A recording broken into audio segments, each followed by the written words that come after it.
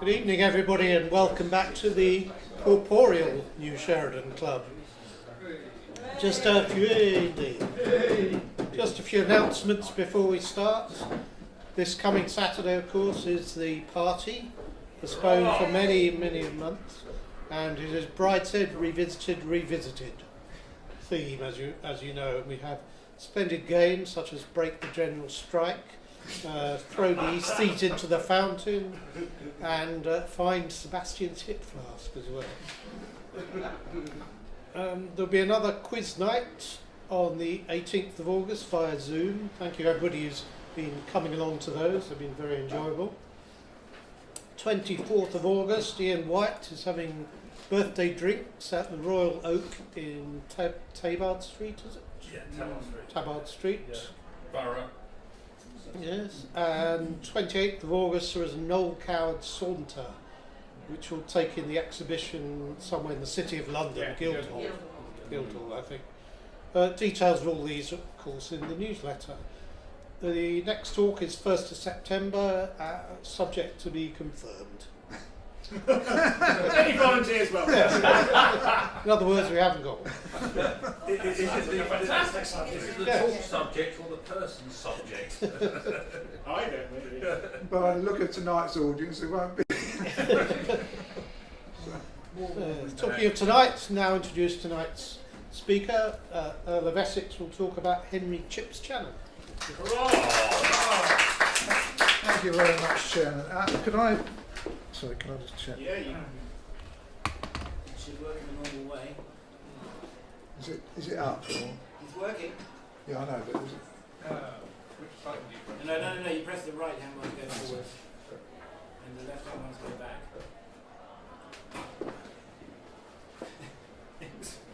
I did test it, it was working.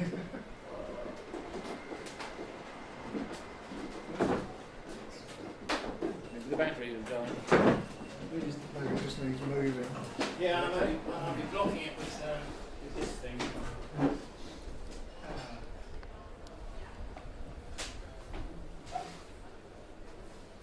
Batteries may have died. Oh, well.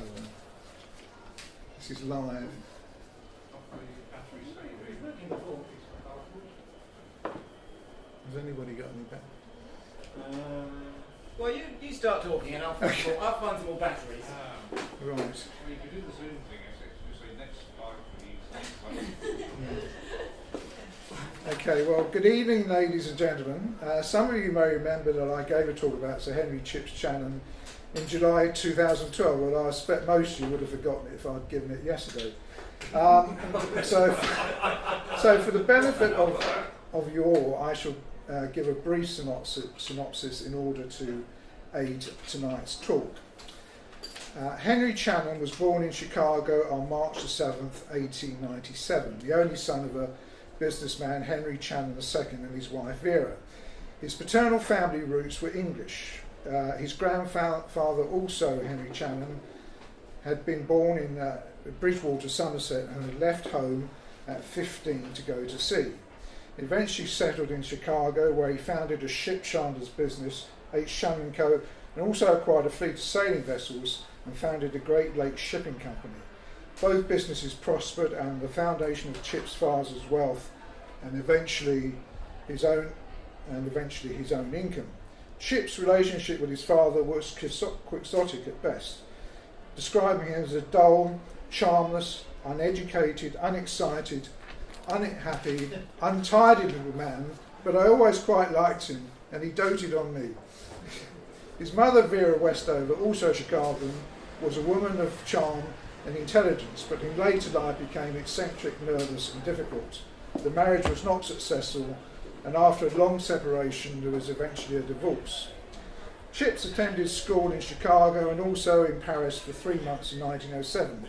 He had visited Paris a few more times by the time he was stationed there with the American Red Cross in 1917 during the latter stages of World War I. This is where the new unexpurgated diaries begin. Channon was a lifelong diary keeper from when he was stationed with the American Red Cross in Paris, and where subsequently he became an honorary attaché at the US Embassy, from where he went up to Oxford to study at Christ Church College, and that is ships at Oxford in 1921, obviously assuming the pose. He was an acute observer of people he met, and these would consist of the cream of English social and political society as he rose in stature. He would marry into the extremely wealthy Guinness brewing family, inheriting their family seat at Southend as a Conservative MP, with a front row seat at as Britain sought to avoid war again with Germany. Channon fully intended his diaries to be published, although given their intimate and somewhat scurrilous observations only 50 years after his death. Channon died in 1958, aged just 61, the year after receiving his knighthood, and left the diaries to his living companion Peter Coates, a gardening writer, photographer and designer whom Channon had met in 1939. Coates would guide the eventual editor of the expurgated version of the diaries, Robert Rose James, also a Conservative MP, strongly away from the material that might cause embarrassment or difficulties by the simple expedient of not letting him see it. Rose James never saw the original manuscripts and produced an expurgated version of only 250,000 words from a manuscript estimated to contain nearly 2 million. The diaries were published in 1962.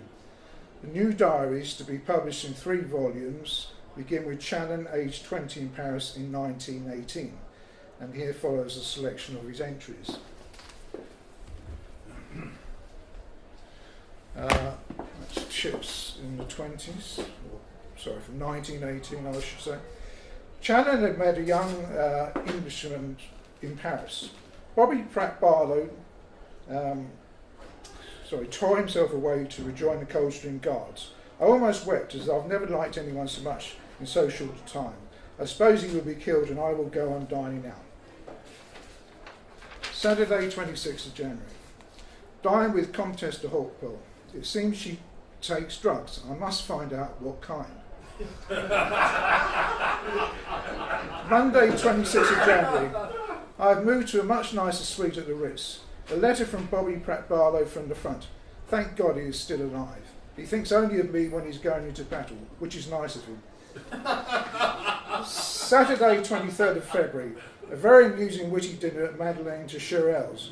Jean Cocteau is like some satyr of old. His wit was dazzling and his manner electrifying. He wanted a lunch with me next day, but something told me I should not be seen with him. He said my eyes were set by Cartier. Thursday, 7th of March, my birthday. I bought myself a platinum wristwatch from Cartier with a cheque father had sent me. Saturday, 14th of June. I drew some money from the bank and discovered that I had spent over $1,000 a month for 3 months. That's the equivalent of £215,673 today. And to show for it, I'm a member of 2 clubs, have a beautiful wristwatch and a few trinkets, and I'm still alive. That is all. Monday, 11th of November, there's a rumour that the armistice has been signed. I telephoned Chaumont Quitry, an official in the French Foreign Ministry, who said it had been signed that morning at 5 a.m. Immediately we put the flags out at the embassy, and at 12 cannons began to fire. Saturday, 16th November, I dined with Princess Susa. A large dinner. There were many men over. Consequently, I was between Marcel Proust and Jean Cocteau. Their manners, usually so bad, were excellent. Friday, 22nd November. I fear I really must do something about securing a mistress. It must be very satisfactory having a lust outlet always there. No diaries are extant for the years 1919 to 22. There are rumours. Well, given that he didn't hold back in the ordinary in the diaries anyway, it's hard to see why they're not available. There is some rumour that it shows he had an affair with Proust, but it's just pure surmisation. Channon briefly returned to America in 1919, but from January 1920 to December 21, he was at Christ Church, Oxford, where he left having obtained a pass degree in French, which is probably the lowest form of degree you can get from Oxford, I presume. This marks the start of his permanent exile in England. At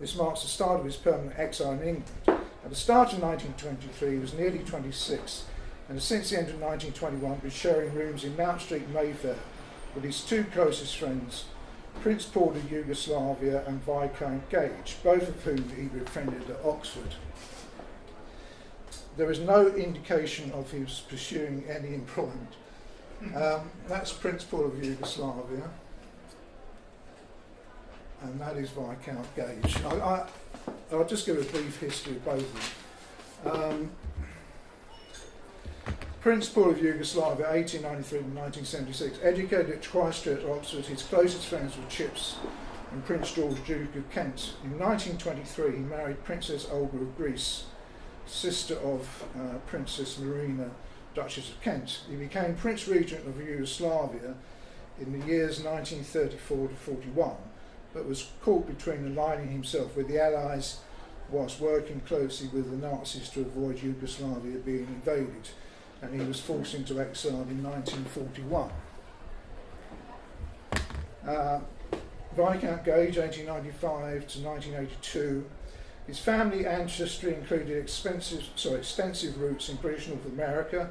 He succeeded his father as Viscount Gage in 1912. He served in World War I as the captain of the Coldstream Guards, and he would later attend court. He married in 1931. They had 3 children. Now, the relationship we had with these two men, I mean, he was very fond of Prince Paul and very fond of Gage for a while, but there's no definite. I mean, Channon was bisexual, but he didn't regard himself as a homosexual. It was quite clear from the diaries. I mean, they were just very close friends. 1923, Wednesday the 31st of January. An enormous crowd fighting for admission was outside St Margaret's, Westminster this afternoon at Joan Poynter's marriage to Sir Abel Grigg. Joan seemed ecstatic. I cannot understand exactly why, as he's middle-aged and almost bald. Wednesday, 7th of March. I have reached a very advanced age. I was pleased to receive a £100 cheque from father. I danced at Lady Crawford's. She always looks untidy, if not dirty, which Lord Crawford, the most charming of men, frankly is. Monday, 28th of May. A large Friday to Tuesday party at the Casaleys to meet with Princess Alice and Lord Athlone. The gardens were in an excellent setting. I came as Charles II, complete except for spaniels, and I was much the most applauded. Barbara Curzon and Mary Tyne were let off with selling programmes to the proletariat. Friday, 15th of June. Dined with Lady Cunard for her fancy dress ball. I wore my Comte de Flael costume and looked really exquisite with a curled Frank reddish wig. See if I can find Lady Cunard. That's Maud Lady Cunard, who features a lot in these diaries. Monday the 18th of June, Saturday 23rd of June, Hackwood. This is the home of Lord and Lady Curzon. The Jolly Ascot party, only a little grew grand even to Chips. The ladies of our party include Mrs. Walter Burns, a boring little Marquise de Polignac. She is the most disgusting snob and was so ecstatic at luncheon with the King, I fear she would never recover. We motor in state in 5 Rolls Royces to the racecourse every day. Wednesday, 11th of July, dined at Holland House, a large party. I enjoyed dinner wildly and was overflowing with high spirits.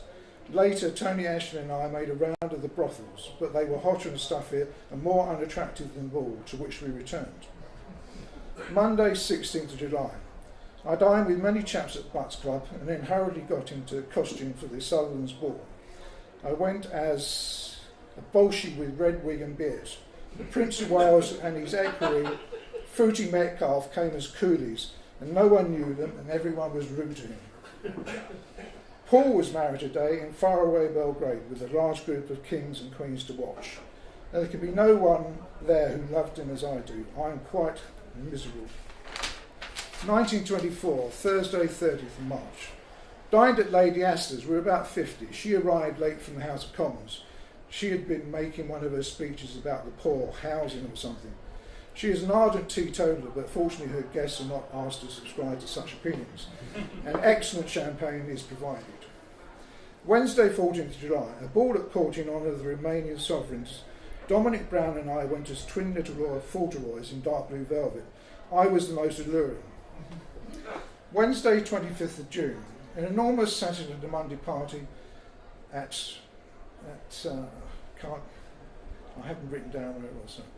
Anyway, Rudyard Kipling was there. He is a tiny, ape-like, simian little man with incredible eyebrows of great bushiness and deep, endless brown eyes. He is brown and a little dirty, and clumps of hair protrude from his ears. 1925, Saturday, 14th of March, Lady Curzon's birthday. That's Lady Curzon. Lady Curzon's birthday. Lord Curzon is still very weak. That's Lord Curzon. He was allowed 3 oysters but ate 4 despite his doctors. I gave Lady Curzon a silver decanter cart on wheels with primroses. In the evening, Hubert Gage and I went to the new 50-50 club organised by Ivan Novello. My friends say I must secure a definite job. A political appointment, perhaps. Tuesday, 28th of April. Yesterday afternoon, Gage was in waiting and introduced Baldwin into the presence. And he was next to Mrs. Baldwin last night at dinner. She is a monumental bore and enunciates time-worn bromides with a tiny air of eloquence. She's a vast woman and her frocks are as ridiculous as her coiffure. Sunday, 3rd of May, Paris. Exhausted, Tony Ashley and I gave Mrs. Vanderbilt and Grace Curzon luncheon at Rosings, and then we went to the races at Longchamp. All the same people. Have they been going every Sunday all their lives? I thought they looked more squalid, but then the squalor of a French crowd always amazes one after London. Tony Ashley and I accompanied Lady Curzon back to London. I like travelling with her, once met everywhere by officials and treated like royalty. Sunday, May the 10th. An incredible day, but then do I ever have a normal one? Herbert Duggan, Francis Stone and I, our 3 ladies, Lady Lettice Lydon, Lady Sybil Lydon and Dame Vivian, can't quite read my writing there, which is usual. And Daphne Vivian motored to Oxford in the pouring rain. We arrived drenched to the skin and to warm ourselves drank too much wine at luncheon with disastrous results. On the way back to London, after an orgy worthy of footmen and housemaids in the car, we went into the woods near Henley and sang and danced and finally undressed, making a sacrificial pile of clothes whilst we danced around it. Friday, 29th of May, Montague House, Somerset. Barbara Curzon's announcement is announced to Fruity Metcalfe.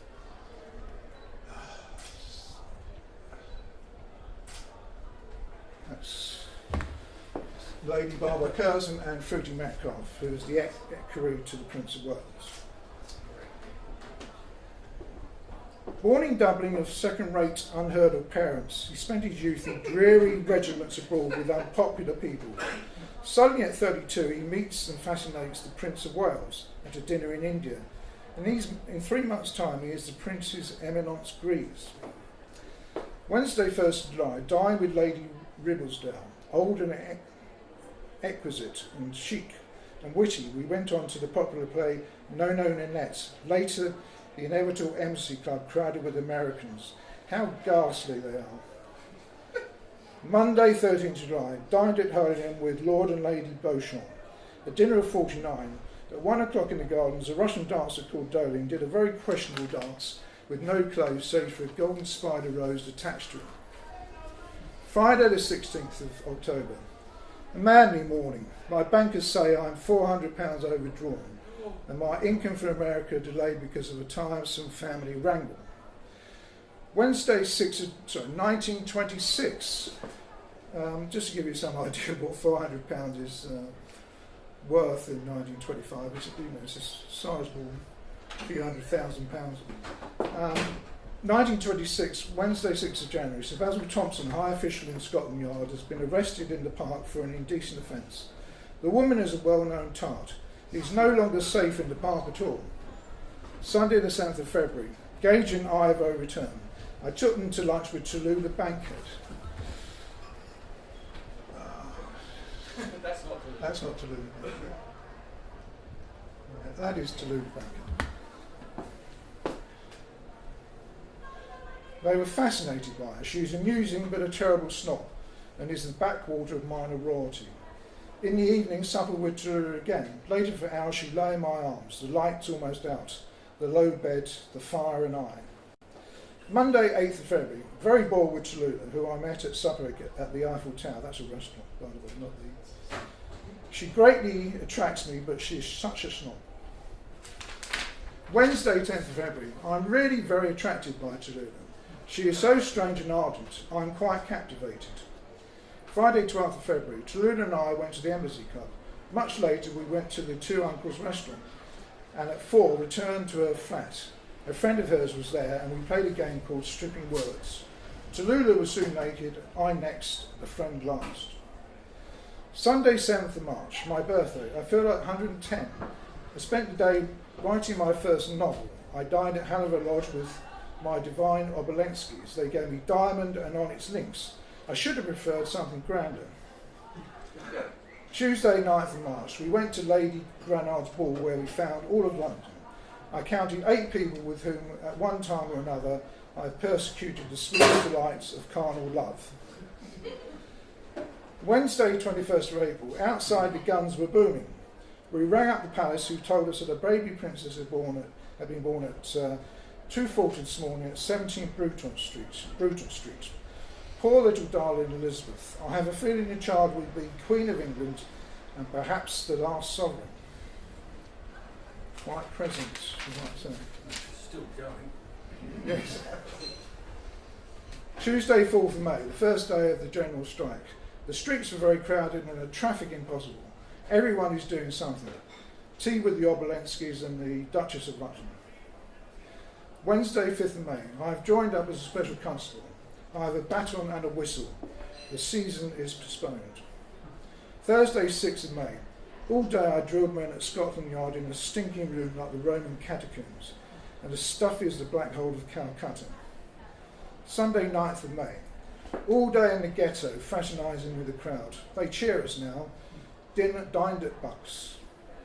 Saturday, 15th of May. I had an MC Club party. The Prince of Wales at the next table was Sheila Loughborough. He was charming to us, and in fact is irresistible, but looks common. Tuesday, 25th of June, the Beau Monde are all going this evening to Richmond Park to dine and dance with Prince Chichibu of Japan. He follows me about like a dog. Such is my genius with balls. Saturday, 10th of July, I dine with Gilbert Hay for his bachelor dinner. 16 chaps all roaring dangerously drunk before the entree. All the furniture smashed to atoms, ice and bottles thrown on the people below. Tonight is a long-planned Sutherland ball. It is a splendid sight. So Thursday, 5th of July. Tonight is a long-planned Sutherland ball. It is a splendid sight. A parquet floor has been laid on the tennis court. Pink lights. All London was present. I went as a shape. The Prince of Wales was dressed as a girl in pink gingham frock. He was very painted and wearing a yellow wig. He was almost unrecognisable. Monday, 9th of August, Hackwood. I've been here several days. The house is much improved, but the atmosphere sadly deteriorated.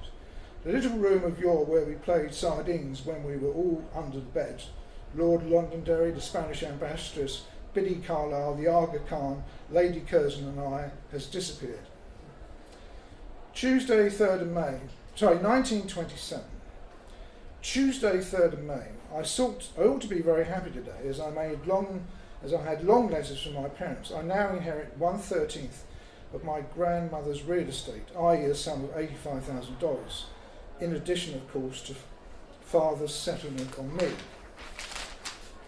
Wednesday, 4th of May. I ought to be gloriously happy, for now I know I am financially safe, secure, and belong definitely to the order that have. Thursday, 5th of May. Gage and I and David Marsden to the Wimbledon Club for golf. Coming back, I mentioned that Mrs. Esmond Harmsworth did not excite my lust. David Marsden capped this by saying, when she's about, my old man has more wrinkles than inches. Monday 10th of May, Mrs. Churchill confided to someone the other day that she never knew when she was safe in Winston. He exerts his conjugal rights at odd times and in unexpected places, frequently after a debate. Tuesday 24th of May, lunch with Mary Baker and tried unsuccessfully to ravish her. I couldn't get it in. Monday 27th of June. Every summer a new form of madness attacked London. This year it is greyhound racing. People are potty about it and talk of nothing else. Monday 4th of July. I went this morning to the memorial service for Lord Ormore and Brown. A pleasant, fat, absurd little man, he was always very genial, social and a tremendous gossip. Tuesday 19th of July, my mother's birthday. She was born in Wisconsin in 1869 and must therefore be 58. She has looked 75 for years and years, and is very much like her aunts, thin, delicate, suspicious, a little mad, royal and odd. Saturday 13th of August, Amsterdam. We spent the day going to activities and museums with Michael Hornby. Then Michael and I slipped away to the famous street of Harlots near the station. We selected 2 old harridans, gave them some beer and accompanied them upstairs, expecting to see a dazzling array of Dutch treats. They then proceeded to undress. They were themselves the fare. Of course, we could not touch such unpalatable stuff. Michael said, let's spank them. It was a lovely idea, it was a happy idea, and we soundly smacked their bottoms until they resembled large tomatoes. Friday 16th December, I have sent Daphne and Henry Weymouth the Cartier on its clock setting diamonds as a wedding present. To Berry Brownlow and Kitty Kinlock I sent a pair of George III sugar shakers from George and me. To Mary Tim and John Laburnham a pair of silver dishes. Friday 2nd of December, the Century Chicago. Mother accompanied me as far as Montreal to New York. I was sorry indeed to part from her, and I saw her pathetic little figure standing on the platform, shaking with sobs. The very last thing she did was to demand repayment of £16 that she says I owe her. Saturday 3rd December, 1 Sutton Place, New York City. We went to Schuler Parsons for tea. Beverly Nichols plays the piano. Suddenly, Colonel Lindbergh, who was announced, a gaunt young man, looking absurdly young, came in. He sat on the sofa next to me and refused tea, cigarettes and whiskey. We discussed the flight. He was amazingly modest about it and was less than 5 minutes late arriving in Paris. Thursday 8th December, RMS Aquitania. Last night I came aboard. I have a large luxurious cabin to myself. It makes one long for marriage. Wednesday 14th December, my bankers write to say that I am overdrawn and demanded credit. When one thinks of the thousands I've squandered on lawyers' fees, it is absurd to be so hard put to find a few hundred. Monday 9th of December, I went to my bankers in the High Street for a dreadful interview. It seems I'm considerably overdrawn and they insist on immediate repayment, and I've not got the funds. They wanted me to borrow £600, which is the equivalent of about 39,000 today, which I refused to do. It was all a terrible bore and seemed so unnecessary. Tuesday 3rd, 20th December, I've sent a desperate cable of despair to my father for money. Wednesday 21st December, I met the Prince of Wales in Carter's this morning. He was buying bracelets, emerald ones for Frida Dudley Ward, I suppose. Frida has put him against me. I'm sure I think she is so common and absurd. That is Frida Dudley Ward, who's the paramour of the Prince of Wales before Mrs. Simpson.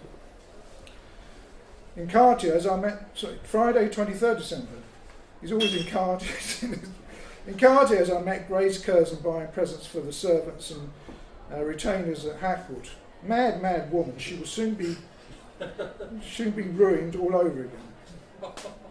Christmas Day, a silver lighter from the Spanish ambassadress and family, 4 silver Jules III decanter labels shaped like ivy leaves from Lady Scarborough, and other presents too numerous to mention. Thursday 29th December, still no answer from America, and now I fear the worst. 1928, Wednesday 11th of January. The strain has passed and father agrees to pay off all my obligations so I can breathe again. but strains like this leave me fatigued. Thursday, 12th of January, lunch with Grace Curzon. She is quickly becoming common. Dine with Emerald Cunard, a brilliant affair to meet the Reverend Montague Summers.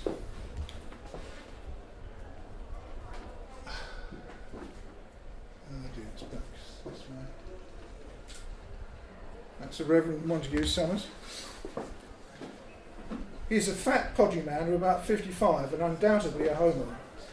But he is a great scholar and authority on the Restoration drama. Friday, 20th of January, I lunched with Teresa Bankhead and Mary Baker, who signed a guarantee for my overdraft. Bearing in mind the size of the overdraft, that's quite a guarantee. Until the prize funds arrive from America. I dined with Emerald Cunard, Oswald Balfour and others at the embassy, where a dark little man called Rogers joined us. He is the composer of My Heart Stood Still. Wednesday, 25th of January. Hubert, Philip York and I dined with Tallulah Bankhead in a voluptuously arranged house, 1 Farm Street. We put Tallulah to bed. The setting was libidinous. A vast white bed with lace and fur, a mirror dressing table with gold fittings, and half-empty champagne bottles. Thursday, 9th of February. As I was undressing at the Bath Club, the Prince of Wales passed me and smiled. Later I saw him as he left in a vulgar overcoat, pipe and bowler. He looked like a racing tout. Thursday, 23rd of February, I dined with Marchioness Grace, a pompous affair with Rose of Ambassadors, Dukes, etc. As usual, how tired I am of it. I went in last. Sunday, 26th of February, motored to Oxford with darling Duggan.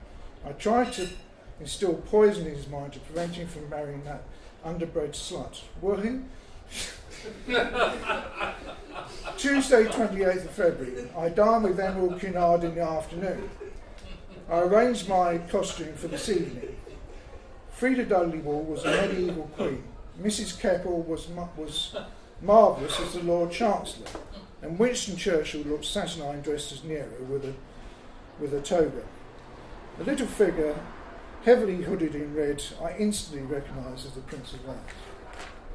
Sunday, 4th of March. I had tea with Lady Scarborough. Sir George Arthur was there, the friend and biographer of Kitchener. I've never met him before, but he gave me the usual homosexual handshake.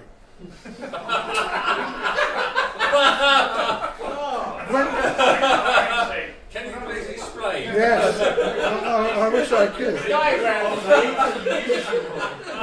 can do the Mason's handshake. Wednesday, 7th of March. My birthday. It is appalling. Never had a year flown like this. A very beautiful silver and gold cigarette case arrived from Mary Baker. So far, my only present. Thursday, 8th of March. What am I to do about Montague Summers? The old libidinous priest is gone on me. He rings me up every day and sometimes more often. Happy evening alone with George. We dined at Pratt's and later took the tube to an obscure brothel in Notting Hill High Street and went to bed with 2 old whores. Usual despair afterwards.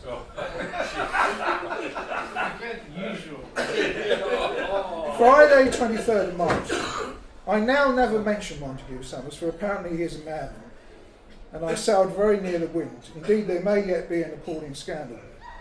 Friday, 30th of March. I sit down to Richmond to dine with Montague Summers for the second time. After a bad dinner, he whipped me with a dog whip, which seemed to give him infinite delight. Oh. And me only momentary discomfort, so I did not protest. Is that the whippet?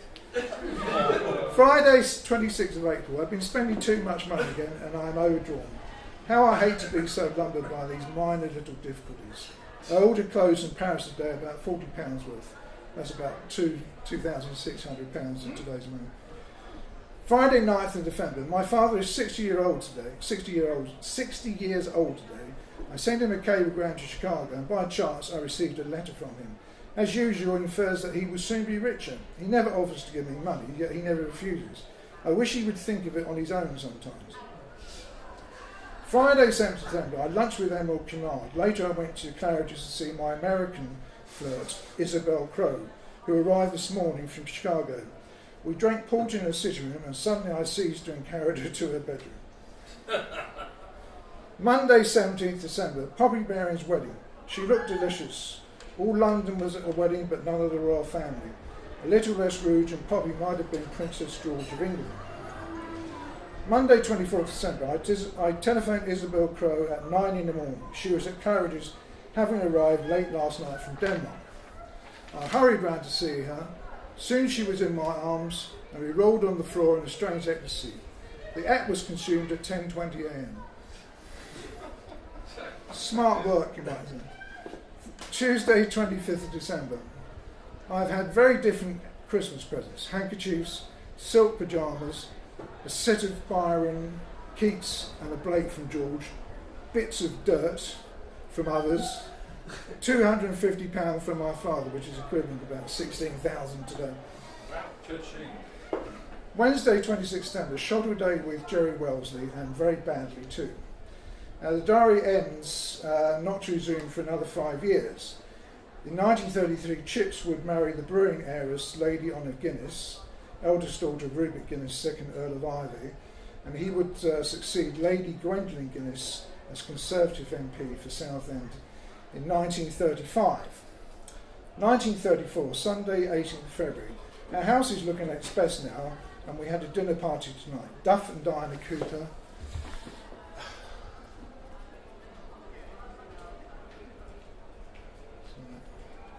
Right, I should, yes, go to this. This is Lady Honor Guinness. She's a stout person. Sorry about that. This is their wedding, society wedding in London. She looks nervous. Really nervous. Yes, She looks surprised. Good God, what's happening? yes. She doesn't look very happy about it. No. That's Duff and Lady Diana Cooper. Lord Arthur Churchill, Cole Porter, that's Cole Porter, who played the piano to us. There was bridge, backgammon and game playing. Wednesday 21st February at 3 p.m. I picked up on a motor to Southend. Oh Southend, aren't you to be much in my future? Southend seemed charming, the grey sea coast, the mud and the sea. Honor and I drove in state with Lord and Lady Ivy to the Conservative ball. We were met by the committee and I tried to be charming to everyone, especially the ladies. I was not in the least nervous and spoke well. How many of these people, these frumps and snobs, will play a role in my life? Tuesday 17th of May, Southend. We drove here yesterday in the afternoon. In the afternoon we drove up in state to Clements Ward Committee Room. There were about 150 old frumps, mostly women. Honor spoke better than I thought she would never sit down. Tuesday, 18th December. The Ivies dined tonight and were sweet, shy, appreciative and charming. They gave me a George II chest, circa 1740, with magnificent silver mouldings. Wednesday, 19th December. Now that Honor is recovered from her feminine operation, we can more hopefully anticipate babies. I should like 6, 5 boys and a girl. 1935, Tuesday 8th of January. I drove to Southend and dressed the Primrose League. I am its ruling councillor, and a more stodgy group of moth-eaten old dames I had never seen. They are ossified. Tuesday 16th of January. I adore Elvedon. This is the Guinness family home, or one of them. It's calm, it's luxurious, Edwardian atmosphere. For a fortnight now I've lain in the King's bed, which only Edward VII and George V have used. However, I had a humiliating accident. I somehow smashed the royal chamber pot. Tuesday, 15th of January. There's an article in the New Yorker which reveals that the property on 5th Avenue, New York, thought to belong to King George, is really owned by Lord Ivy. About 16 million worth. It's about 143 million today. Shall I see any of it? We seem to spend a fantastic sum of money last year, but as Honor is so rich, easily 600,000, that's about 43 million. Perhaps it does not matter. Returned to Thursday, 7th of January. Returned to London and lunched alone with Honor. I hope she has started a baby. I should like lots of children, boys to beat and girls to marry off well. Emerald Cunard swept into tea and stayed 2 hours. She had a dinner party last night at 11:30. The front doorbell rang, and there was the Prince of Wales accompanied by Mr. and Mrs. Simpson.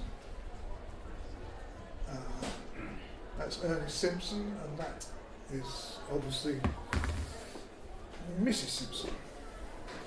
Friday, 18th of January, we lunched with Cyril, commonly called Sexy Beaton. Where is he? Well, he looked so different when he was young. Called Sexy, a quaint creature, gay with great flair and sunny and kind, and homosexual. Saturday, 19th of January, Randolph Churchill.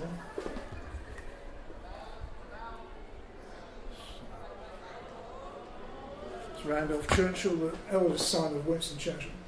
Randolph Churchill, the Knave of Cards, has announced his intention of standing as an independent at Wavertree. He's been threatening to contest Southend. That would be highly unpleasant, but I should still win. He has few qualities. He speaks eloquently, is plausible to meet, has charm, but he is unprincipled, uneducated, unkind, has a fiery temper, and is nearly always drunk. He is a famous fornicator and blabs afterwards. I really dislike him.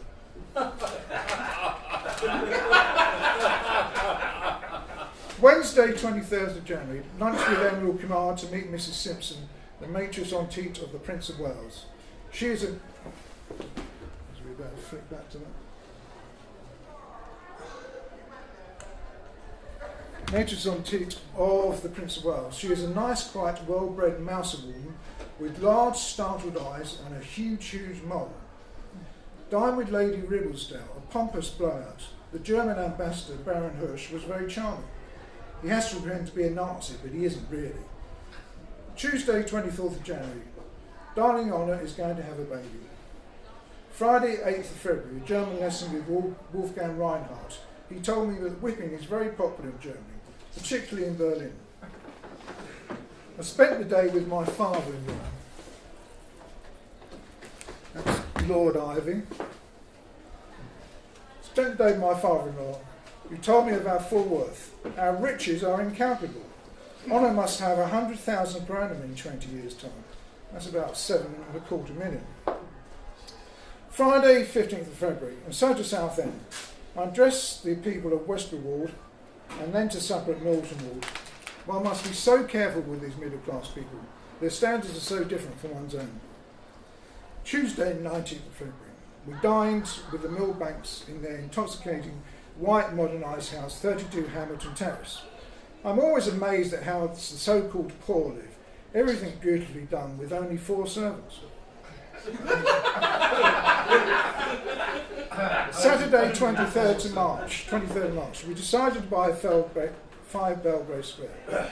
It is not too grand and it's dirt cheap compared to all the other houses we've seen. Tuesday, 26th of March, the great event. Today is the return of my shaggy, woolly, delightful dog Bundy.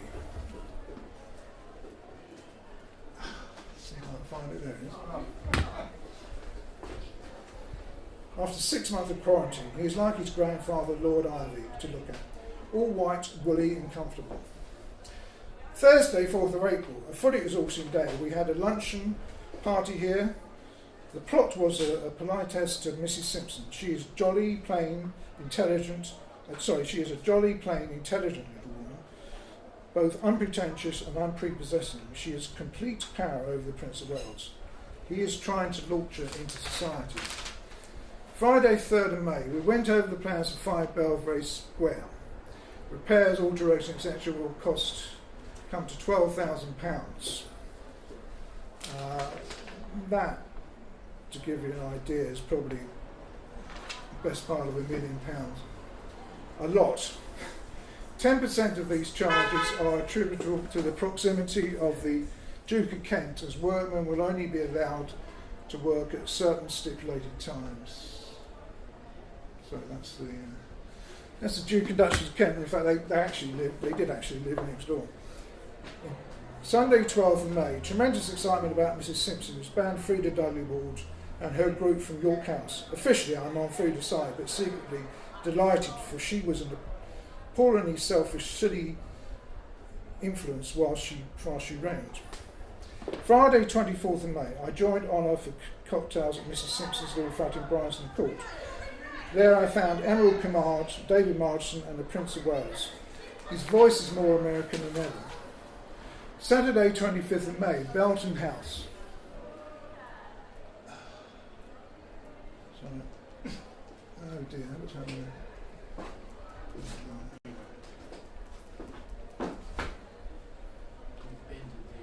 So I went to the end of it.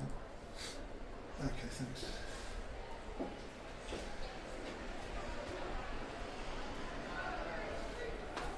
Belton House. That's the country home of Lord and Lady Brownlow. The house is always a dream of loveliness, but the little Brownlows do it badly and are surrounded by their possessions. The house is uncomfortable and the food poisonous. Monday night, 17th of June, we spent the afternoon working at 5 Belgrave Square. Mr. Boudin from Johnson's in Paris has come over, and we hope he is to do our new dining room like the Amalienborg Palace. This is in fact the dining room. Obviously this was featured in Country Life at the time, and obviously it wasn't in colour, but to give you an idea, it was a symphony in blue and silver and cascades of aquamarine. Saturday 27th of June, we dined with Laura Corrigan. A little dinner of 128 or 130 and a decided flop. Monday 29th of July, Monsieur Boudin of Janssen came to us this morning with his final drawings and estimates. It will cost us over 6,000. It's about £438,000 today. I fear the whole house will cost 40,000. That's about 2.9 million. Thursday 29th of August, we drove to 5 Belgrave Square, where there are 23 men working all day. Long conferences with Mrs Mann, a quiet dim-witted woman, probably a semi-lesbian, who has excellent taste. Friday 27th of September, the Ivies lunched and returned to dine. It is very difficult to spend less than £200 when one goes out shopping. That's about £14,500. Wednesday 9th of October, Nanny Burns knocked and came in. It's begun, she said. And I leapt from my bed and rushed to Honour. Later that day, Henry Paul Guinness Channon was born. Wednesday 9th of December.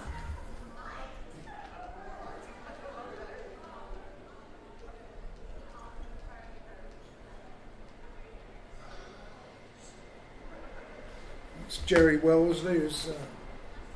Wellesley is obviously the family name of the Duke of Wellington. Jerry Wellesley met aside colours for the library. He was rude and sulked like a spoilt child. He is an extraordinary character, common yet distinguished. He is pompous, stilted, witty yet humorous, in fact a ridiculous person altogether, for whom I have always had great affection. Tuesday 10th December, most of the day at the House of Commons. Today for the first time I really liked it. I became outrageously drunk and on little, 2 glasses of champagne and 1 of port. I fell in the street on the way home. How disgraceful. I hope no one noticed.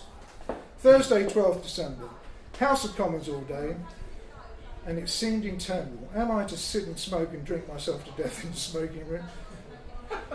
Wednesday 25th of December, I got up and went to Honour, who has a stocking for me full of lovely presents.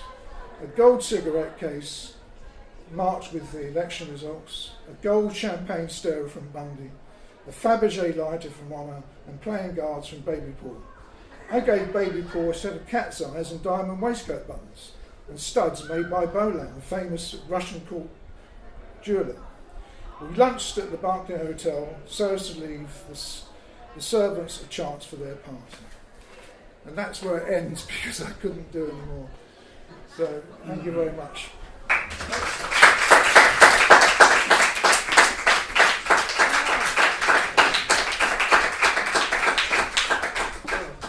Thank you, Neil. Do we any questions? Yes. Luca? So did you read through all the diaries and just pick out something what was Well, no, outrageous? I mean, to give you some perspective, I mean, this is the first batch. There are 3 batches of diaries. The second one is being published in September. This goes up to 38. I only went as far as 35 because there was just too much. But so I mean, the original book was about, it's about that big, 250 pages and 62. And this is the whole, more or less the whole thing, and there's 3 volumes of it. So yeah, I just did it, from 1918. The thing is, you just pick things out, and then you see how far it goes, and then you realise, well, you got. It's probably there's probably 2 or 3 talks. Not, I would say people want to listen to the second or third talk, but they're. Well, we have no one for next month. Yeah, yes, indeed. All that I could easily make 2 talks out of that book. Do the diaries that have just been published show you which bits were previously expurgated? No, he just. No, I mean, if you look at them, Simon Heffer, who's edits them, puts. I mean, the notes are almost as long as the book because he's written, said everything about.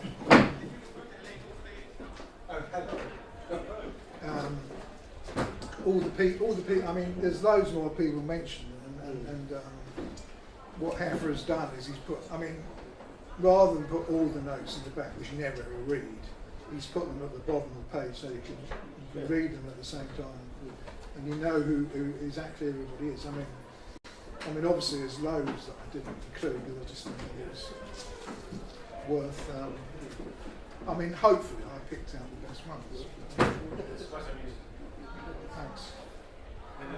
Any more questions? Where was his source of wealth? He seems to be spending huge amounts of Well, yeah.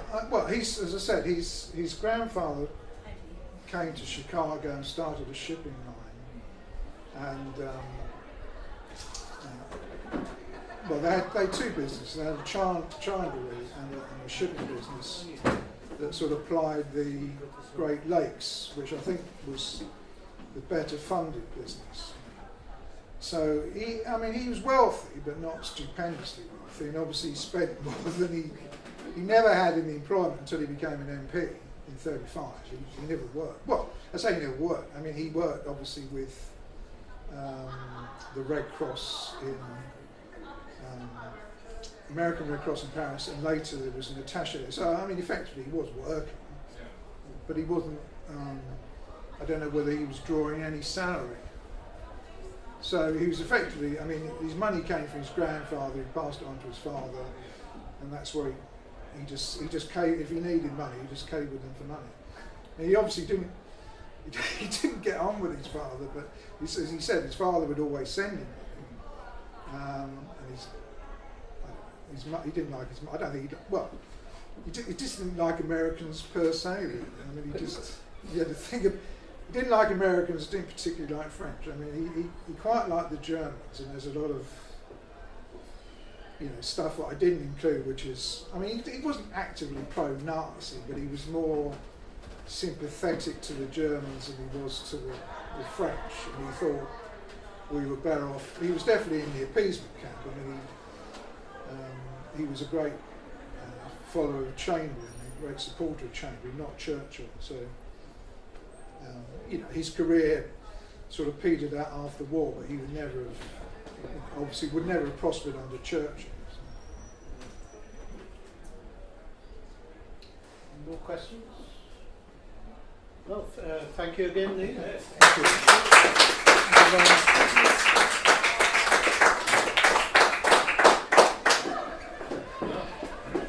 And thank you to those of you who are watching at home. Tune in next time.